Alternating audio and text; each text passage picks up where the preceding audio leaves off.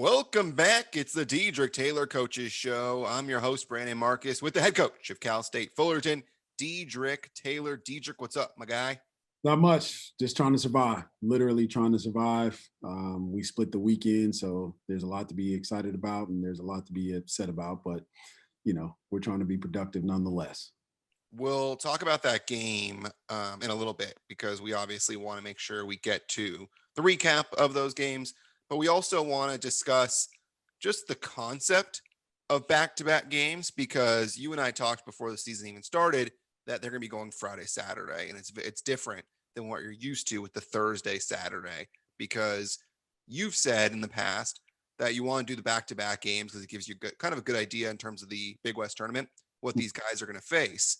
So we'll start with what's going on, I guess how you prepare, Sure. and then how the guys are moving from night to night and how their mindset changes after a loss or a win. Because now you've split pretty much every single series, I believe, so far. Yeah, with the exception of Santa Barbara. Yeah, with the exception of Santa Barbara, which that doesn't count. We're not talking about that one. You guys just came out of protocol. So you guys came out of quarantine. Doesn't count.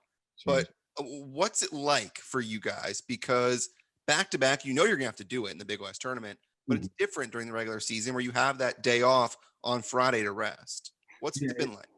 Yeah, it's very different. At first when we first started talking about it, I was a big proponent of it, and I'm still a big proponent of it right now with the way that we have to operate under the COVID circumstances. But I underestimated the significance of playing the same opponent back to back nights. That I think is very different. That I think is very hard. The human ability to stay focused and to be ready at the level that you have to be ready to achieve success is really, really hard. It's really, really high. And unfortunately, our guys are not there yet. They're not there yet mentally. They're not there yet conditioning wise. And so I'm giving you a bunch of excuses, but they're real from a standpoint. And we've lost Friday and won Saturday. We've won Friday and lost Saturday. So it's a duality deal from a standpoint of every night's different. We do play the same opponent, and most people will think the preparation will be easy, and it's not. The preparation is in large part, yes, we're playing another opponent, but it's really you versus you.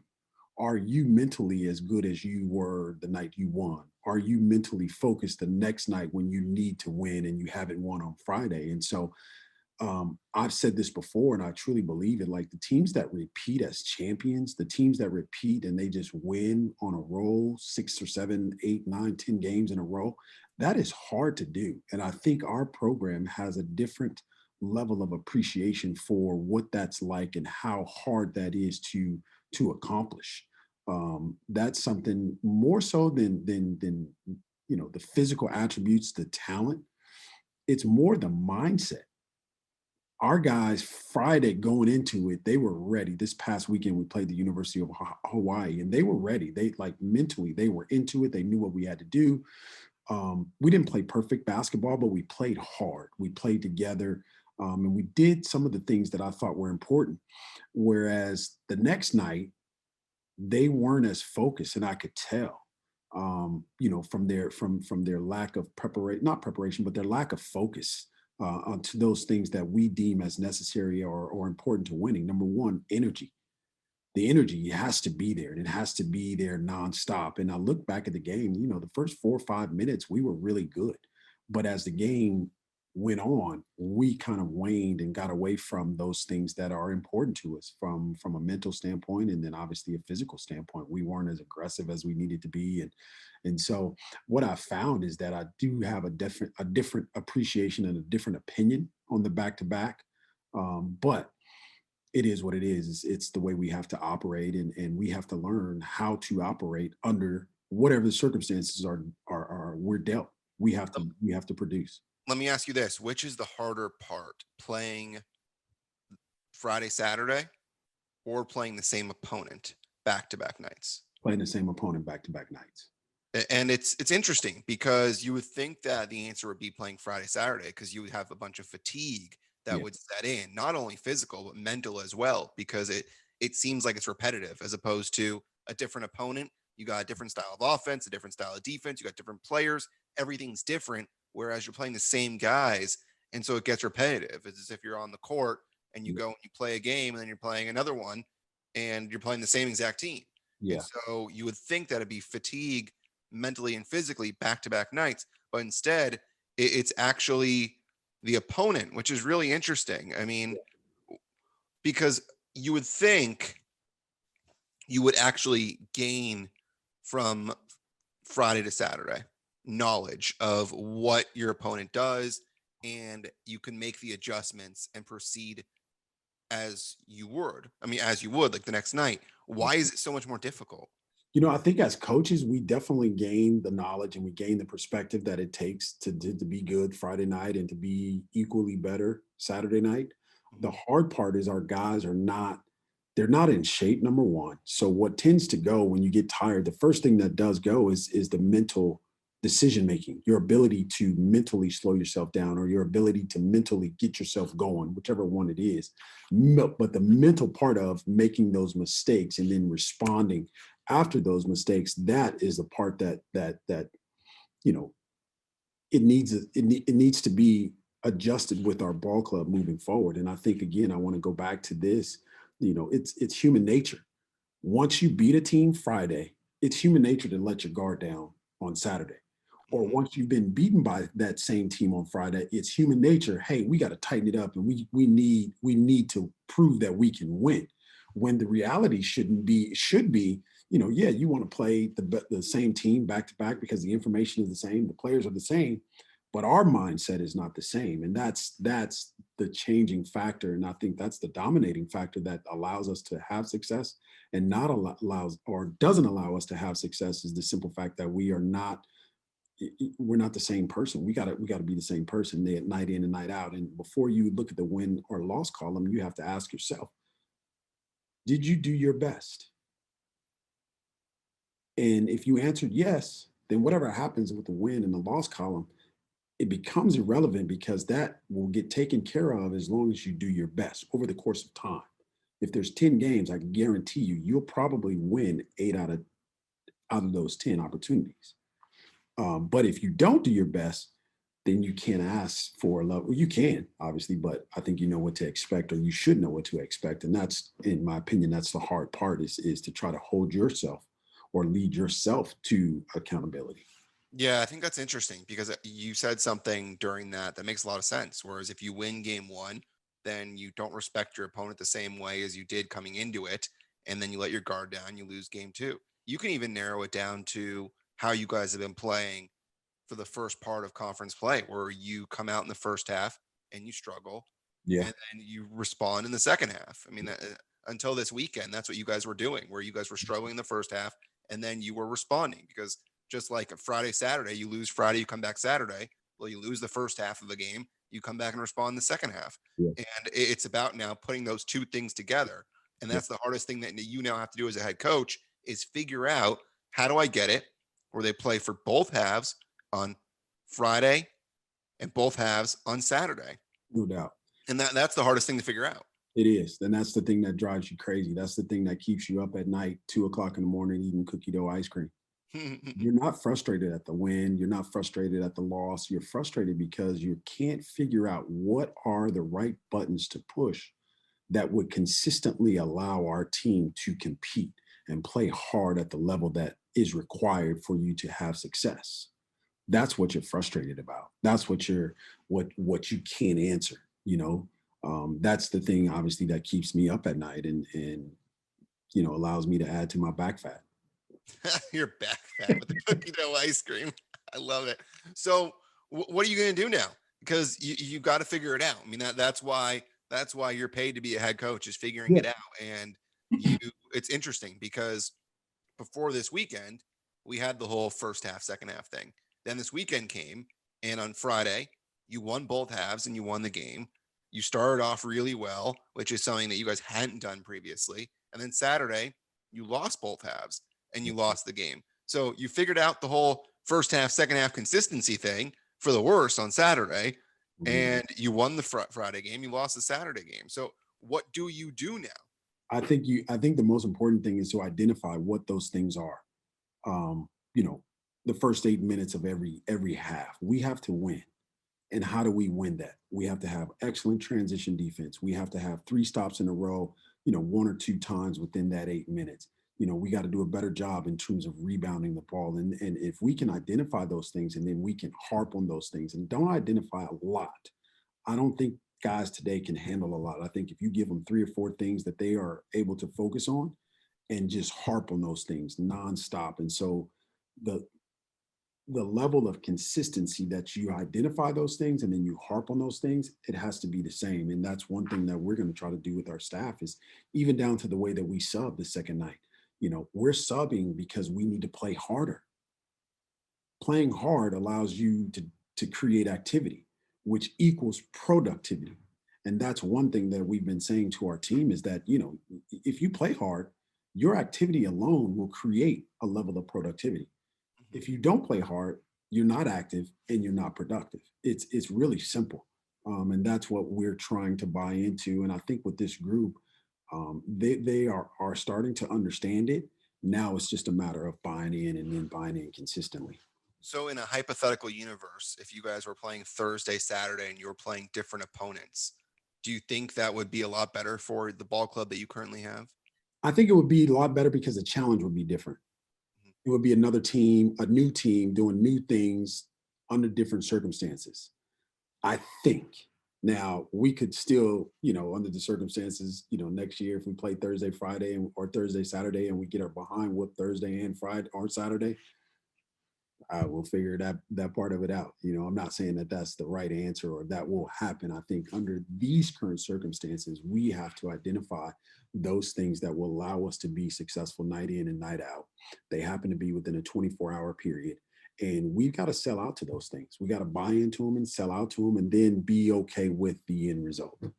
And now you got to hope that you can learn from these last couple games and carry it forward and then figure it out by the time the Big West tournament happens. Because if you can figure out how to take advantage of the first 10 minutes of the game, and then you win the first half, you win the second half, and can win back-to-back nights, then all of a sudden you've got yourself where you want to be. So if you look at that first game, though, I mean, you guys played really well. So let's talk about the games, and then we can kind of get into the mailbag after that. Sure. You guys won the first half. You scored over 40 points in both halves. Trey Maddox was great, 23 points. Vincent Lee was very solid again with 14 points. What'd you like from what you saw on Friday? Because it's funny because now it's you're now seeing that when you guys do well, most of the time you guys shoot the three well as well. Mhm. And you guys did not shoot the three at all on Saturday. And I'm curious to see if you think that is starting to become an indicator of whether you guys do well or not. Yeah, yes, to answer your question, yes, that's a huge indicator. This group and these groups, this generation, they're driven by the offensive side. Let's not let there's no way of pulling any punches. They're driven by whether or not the ball goes in. If the ball goes in, they're a different team defensively. If the ball is not going in, then they're a different team defensively. And it's to our detriment when the ball doesn't go in. Obviously, I'm not saying anything that's not obvious. Yeah. But one factor I think that it doesn't show up necessarily on the stat sheet is your energy and your effort. Muhammad Ali, I think, has a saying. He says that he knows before he knew before he even entered the ring whether or not he was going to win because he relied on his energy, he relied on his work leading up to that point. And it's the same thing in basketball. I can listen. I don't even have to see him. I can listen and tell how their energy is. And if their energy is in the right place, it will show up us making shots, us being good defensively. I think the difference between Friday and Saturday also was the types of threes, how we were getting. Friday, we were getting them by touching the paint. I think we had 65 points inside the paint. We were getting into the paint and then all of a sudden collapsing the defense and then kicking out for nice and easy catch and shoot shots. Whereas Saturday night, we were not getting to we didn't get to the paint as effectively. And our threes we were manufacturing them off the bounce and creating them off the bounce versus what we normally practice, catch and shoot shots. I'm really, really huge on doing what you practice. We don't practice that. If they want to practice it, hey, do it. That's fine. Just tell me that and I'll probably leave. Mhm. But I think, like, if you look at the NBA offensively, they rely on spacing and they rely on catch and shoot shots for the most part. And then the stars, every so often during the game, you'll get down to 5, 4, 3, 2, 1, and the stars, they all of a sudden they take over. Mhm. Their creativity takes over and they start making buckets. But the reality of it is 80% of those buckets, or I would even say 90% of those buckets are wide open catch and shoot shots based on the defense scrambling, and they're good at what they do, putting the ball in the hole. Yeah, I mean, you just look. I mean, I'm a big Clippers guy, and you watch them now with. Unfortunately, but go ahead. Yeah, yeah. Well, hey, listen. You look at their offense now with Ty Lue compared to what it was with Doc Rivers. Completely different offenses. The Yeah, Clippers are emphasizing touching the paint and kicking out, and they're swinging the ball to open shooters, and they're taking a ton of threes. They sure. didn't make a ton yesterday, but they're still getting such wide open looks because of ball movement. It seems so simple, but at the same time, if you execute it, it's a thing of beauty because you No get doubt. so many open shots. And so you guys were able to get that win, and then you go and you fall and you lose the next night, and Hawaii just demolishes you from the Yeah, start. I mean, it wasn't great in the second half. In the first half, it was closer, yeah, but to lose by 23 one night after you win by 16, I mean, yeah, that's wild. You yeah. don't see that often. No, you don't see that. I think in terms of the point margin, I don't think you see that. I think you definitely see two teams competing. It could go either way. But what I think you're seeing is just a group of guys that are still trying to figure things out. We're still trying to learn each other. We're still trying to learn how we play together within the system and within the confines of what it is that we do, and then highlight the things that allow us to win, and then do away sort of with the things that don't allow us to win. But we haven't quite figured that out yet. And that's the challenge that we have as a staff. That's the challenge that we have as a team right now, is to try to figure those things out. And more importantly, try to get better from figuring it out. Now it's one thing to have the information, to seek it. It's one thing to find it, but now what are you going to do with it? Now that you have it, now that it's been discovered, okay, are you going to apply it? I think a friend of mine, Kevin Eastman, says it best. He says, seek the information, find the information, but then apply the information as well. And that's always the hardest part, is just applying it. And then I'll add, applying it consistently is hard for guys to do. Trey was the only one that finished in double figures both nights. You concerned at all with how the production was spread out on Saturday and how you didn't see anyone else except for Trey finish in double figures? Because you and I have talked about how it has to be 3 or 4 guys probably per night to Mm. finish in double figures in order for you to succeed. And when you won the night before, you ended up having 4 guys in double figures. I mean, Dante had 20 to go along with Trey's 23. You had 13 from Doctor, 14 from Vincent. I mean, you guys had 4 guys. Yeah. So is that concerning, or you think you were exposed at all, or just poor execution? I think it's poor execution. I think we're exposed from a standpoint. In order for us to win, we definitely need four guys in double figures. It's great for us to have 5 guys in double figure. That leads to sharing the basketball. You look at our assist to turnover ratio. I think the first night, I think we had something like 15 or 16 assists. The second night, I think we had 11. There answers your question right then and there. If you're not sharing the ball, and the ball's not, you're not getting the same type of shots, you can't expect your assist to change. You can actually expect the other way. And so I think what that was is just a learning experience for us. Hopefully, that we have to be sharp mentally, but we also have to be tough, and we have to understand that, yeah, we had our way Friday, but that doesn't mean we're going to be able to have our way Saturday. We got to work for it. And we didn't work for it. We weren't the tougher team, and Hawaii took us behind the shed and beat us. Yeah, and you had that 15 assists, and you only had 7 turnovers, and then you've had 11 assists and 9 turnovers. Yeah, So, yeah, I mean, you said it right there. And you go 9 of 18 one night, and then 4 of 19 the next night from three. So no the doubt. numbers were similar in terms of the shots that you were getting from deep. You just weren't making some of them. So Yeah, now you look at your team, and it's funny because you look at the schedule, and all of a sudden we're about to hit February. I mean, we got 2 more games. You're playing at Cal State Bakersfield on Friday and Saturday, and then you got 6 games in February and then 2 in March. And next thing you know, it's the Big West tournament. yeah. So with 5 series left, how do you like where your team is right now? Um, I don't like where we are, Mhm. but I think that's normal. Um, I think we there's a lot for us to learn and a lot of opportunity for us to get better, and we're going to use this time to do that. I think I think if you look back over the course of the last 3 to 4 years, we typically are a team that we learn these lessons and we get better and we're playing our best basketball towards the end of the season. I'd like for this group to understand that and to buy into that and to become that. And I think this is the perfect time to do that. One of the things that we talk about with Develop You is there's a 6 week window basically from the time that school ends to the time that school starts. And for us, in terms of basketball, that's a time for us to get better because there's nothing else but basketball. You don't nothing else but hoop. You lift, you eat, you sleep, you practice, you play, you get better. And this opportunity for us, even though it's a little bit different, I'll be anxious to see over the next couple 3 weeks if we took advantage of it and we have something to show for that time that we had allocated to us.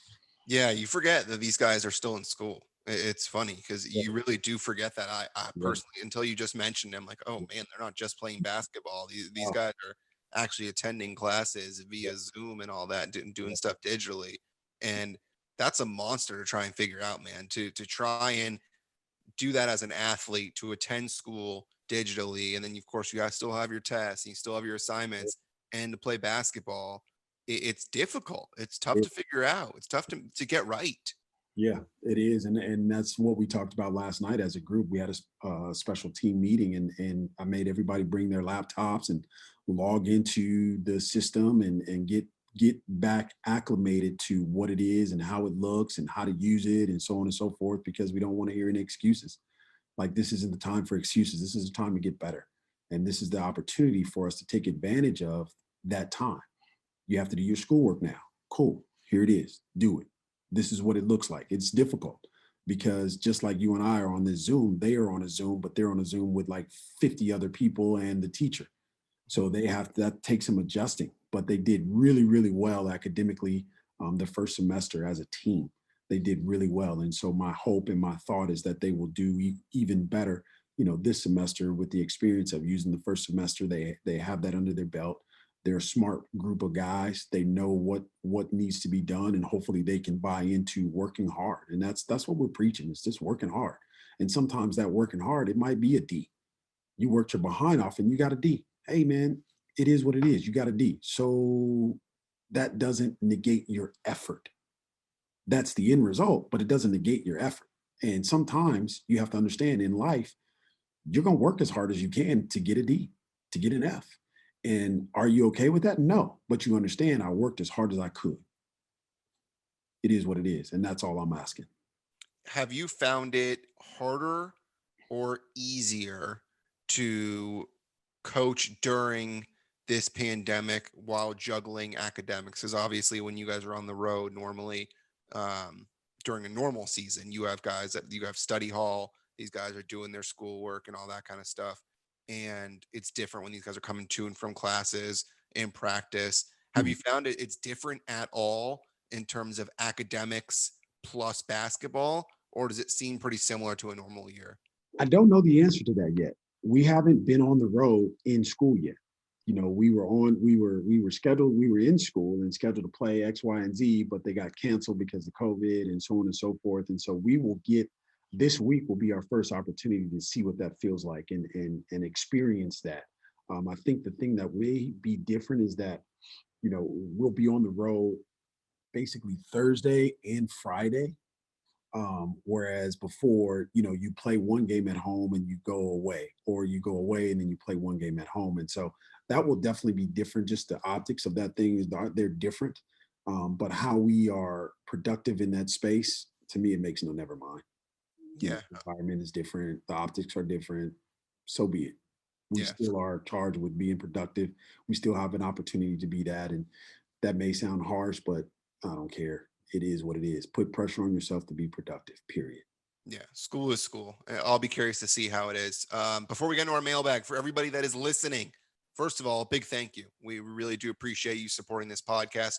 If you go ahead and rate and review the podcast on Apple Podcasts, it does help. Wherever you're listening, Stitcher, doesn't matter. YouTube, if you're watching and you're seeing our mugs, we do thank you. Give us a thumbs up, subscribe to the YouTube channel. It's awesome. And I mentioned it the last couple episodes, and I am dead serious. If you are interested in partnering with us and becoming a sponsor, or you know somebody that is interested in sponsoring this podcast, please let us know. Email us at dtaylorcoachesshow@gmail.com. That's dtaylorcoachesshow@gmail.com. We would love to have you as a partner as we continue to try and grow this thing into something even bigger and better. All right, Coach, let's go into the mailbag. Let's go. Let's do it. First, Tim Vincent, you're back, my man. Yeah. Yeah, you hear that coach excitement. And he says, "Hey, Coach Dedrique, great win on Friday. I enjoyed that game against Hawaii. Who are your mentors or people you go to for advice within basketball?" Oh man, dude, I don't know if we have enough time to list that. Mm.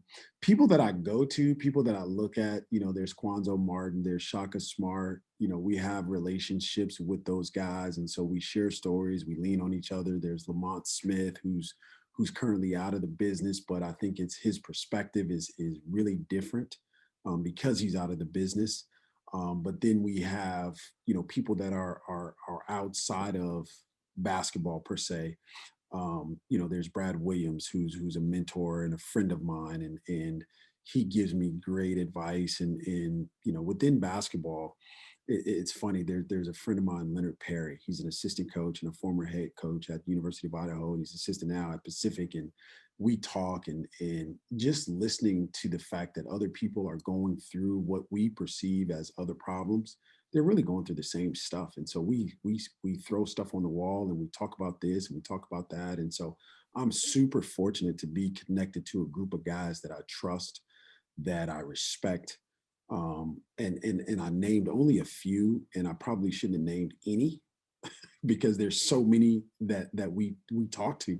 We intentionally seek out that information from a mentor standpoint in terms of basketball per se, but also the responsibility that we have in terms of leadership is it's grand.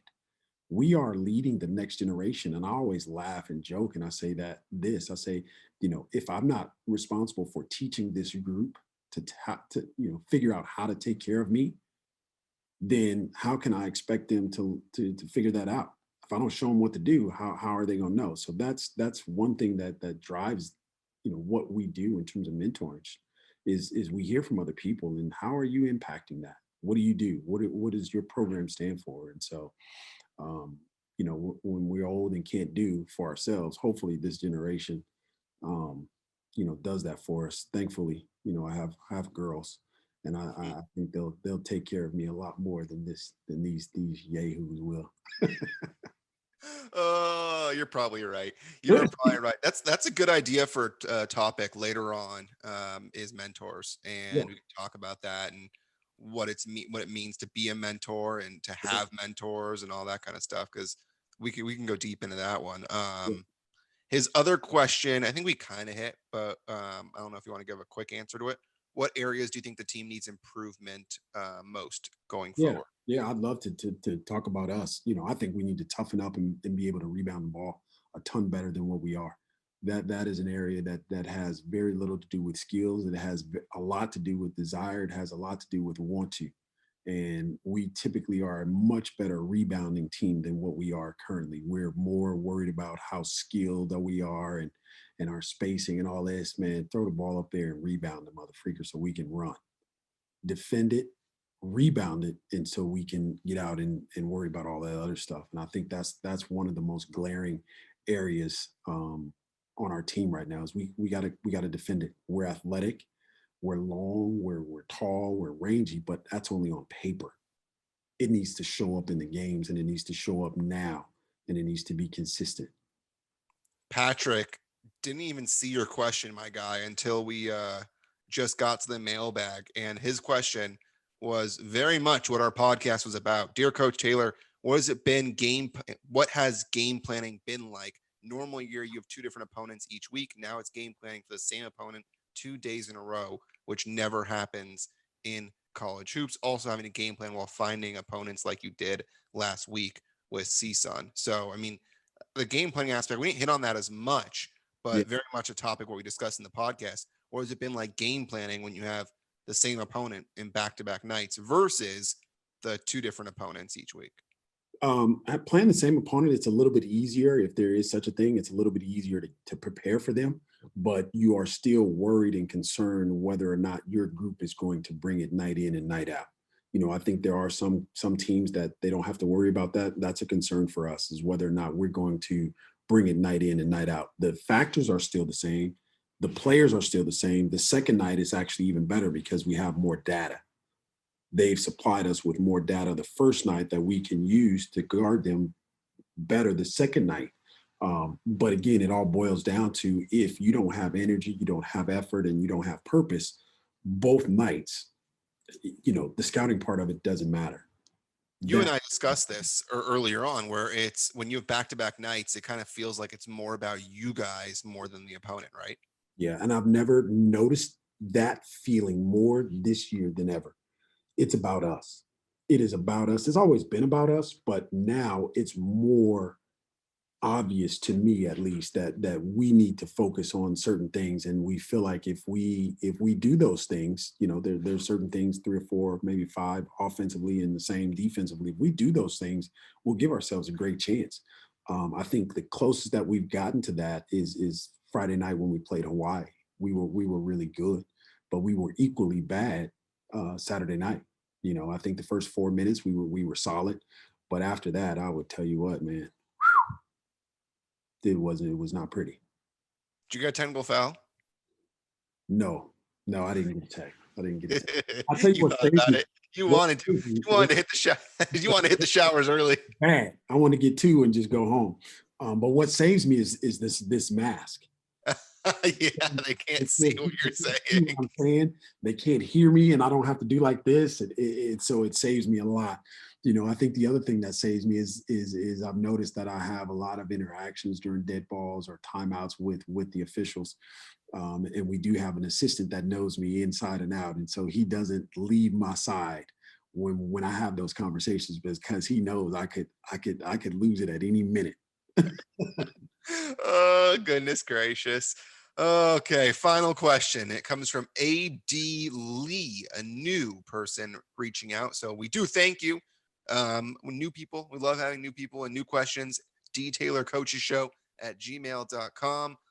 He had a question that I thought was very interesting. What was one of the most important lessons Coach Taylor learned when he was a player that he Ooh, feels is critical to teach his players now?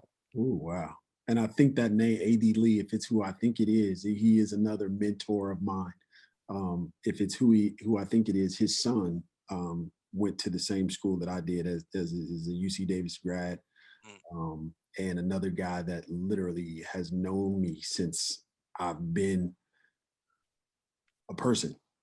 Literally, like when I was a little baby, I went to church and there was Anthony and there Uh, was Brad and there was these people. So like I've known them for all 46 years of my life, literally. But what I've learned as a player, and it's the same thing of what I'm harping on right now, is that um, as a player, I learned that it's not about doing seven or eight things really, really well. It's about doing one thing really, really, really, really, really well, and doing that one thing and taking that and beating your opponent with it, versus trying to take seven or eight things. We're not built that way. We're not that good. There are some people that are, and they take it and they beat you. But I think the majority of us, we need to master one thing. And if we can master two or three, that great. But at least master one thing. So when a coach looks down the bench, he knows he's going to get this from you when he puts you in the game. Or if you are on the floor, he knows that I'm going to get, no matter what, in spite of all the different things, I'm going to get this from that player. And I think that goes into the same effect of learning who you are. Like I've said it before, I think one of the number one benefactors for or determining factors for a successful person is self-awareness. So you have to know that you are a phenomenal rebounder and you prove it every single night. You have to know that you are a phenomenal shooter and you prove it every single night.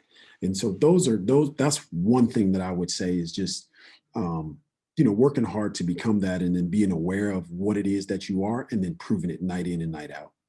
Night in. So next up is Cal State Bakersfield. And by the way, big thank you to everybody that did send us questions. There were some really good questions, and I'm amazed every single week we get different questions, and they continue to be really really good. So I appreciate everybody that's reaching out. Don't be afraid to ask a question. Please do. If you think it's dumb, I promise you it's not. There will be an answer, and Yeah. coach finds a way to give something interesting out of any type of question you ask. If you listen to the last several shows, you know that from anything that I ask, coach finds a way to make it interesting. Cal State Bakersfield, how difficult is it to plan for a team that you haven't seen in the past? Um, it's not difficult to plan for them because again, like under these circumstances, we haven't seen them, but we have seen our own team.